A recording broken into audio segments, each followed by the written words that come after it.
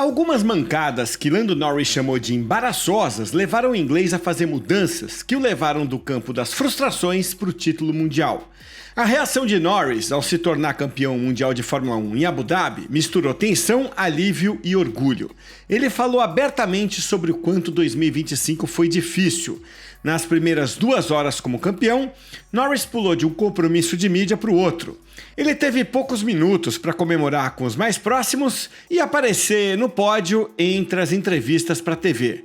Depois, encarou uma longa bateria de entrevistas para emissoras do mundo inteiro. Daí, Norris seguiu para a coletiva com a imprensa escrita e, por fim, gravou uma conversa para os canais oficiais da Fórmula 1. Mesmo sendo arrastado de um lado para o outro, Lando misturou alegria, orgulho, emoção e autocrítica, que é a marca registrada dele. Isso reflete o jeito peculiar como o britânico analisa as próprias fraquezas, mas sem deixar de celebrar as vitórias. Ele expôs o peso emocional gigantesco que carregou no ano, o que fomentou um processo constante de autocrítica que ele vem tentando controlar desde que entrou na Fórmula 1 em 2019. O ano de 2025 esteve longe de ser perfeito. Coloque-se no lugar de Norris no começo do ano. Você tem o melhor carro do grid, você tem Oscar Piastri como rival para ser campeão e você está sofrendo. O progresso mecânico do carro em 2025 tirou parte do feeling que Norris sempre teve. Ele continuava rápido, mas não chegava facilmente ao limite estreito que ele dominava, muitas vezes passava do ponto. Em alguns momentos, forçava demais tentando alcançar a perfeição. A temporada começou perfeita, com uma vitória na Austrália, mas houve certo drama até ali. Norris sobreviveu a 2 momentos críticos antes de vencer Max Verstappen por pouco. Depois, o primeiro terço do campeonato virou um padrão. Norris seguia cometendo erros. Alguns pequenos, como falhas na classificação na China, no Bahrein e no Canadá. Outros maiores, como bater na classificação da Arábia Saudita ou acertar a traseira de Piastri no Canadá. Ele admite que não foi o melhor começo e que tomou decisões ruins. Isso levou a críticas sobre uma suposta fragilidade mental. Seria Norris mole demais? Talvez pouco implacável? Ou sincero demais ao admitir fraquezas, hein? O próprio Norris já se fez essas perguntas algumas vezes. Nos primeiros anos da Fórmula 1, ele próprio dizia não saber se merecia estar no grid. Com o tempo, ele foi se sentindo mais confortável até que começou a ganhar corridas. Mas daí a lutar por um mundial é outra história. O nível de desempenho e de consistência tem que alcançar outro patamar quando se quer ser campeão. Foi por isso que em certo momento Norris titubeou, principalmente quando Piastri parecia estar numa fase melhor. A luta entre eles se acirrou e ficou a impressão de que as dúvidas que Norris tinha sobre si mesmo viraram realidade. Norris agora tem orgulho de ter espantado os próprios fantasmas e dado a volta por cima no segundo semestre.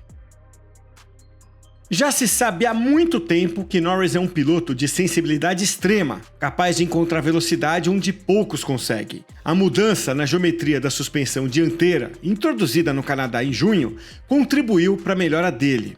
Ela devolveu parte do feeling que Norris precisava ter do carro. Mas houve muito mais do que isso. A primeira vez em que a situação de Norris pareceu preocupante foi depois da sequência de erros, grandes e pequenos, que minavam a velocidade dele. A segunda veio logo depois das férias de verão, quando ele não só perdeu para Piastri em Zandvoort, como ainda sofreu uma pane no motor que o deixou 34 pontos atrás na classificação. Àquela altura, ainda faltavam 9 corridas. Chegou a parecer que Norris não conseguiria reagir. A equipe inglesa da The Race perguntou naquele momento a Norris o que aconteceu e ele admitiu: as coisas não estavam se encaixando naquele momento. Ele começou a se questionar: o que é que eu ando pensando, hein? Por que será que eu estou pensando isso? Por que eu estou fazendo isso? Por que fico tenso no qualifying? Por que é que eu estou tomando certas decisões? Em vez de achar que tudo se resolveria naturalmente, Norris decidiu mudar a forma como trabalhava fora da pista. Ele adicionou mais pessoas ao círculo de apoio, com mais profissionais de diferentes áreas. Outra coisa, ele mudou a rotina no simulador e o método de trabalho na pista.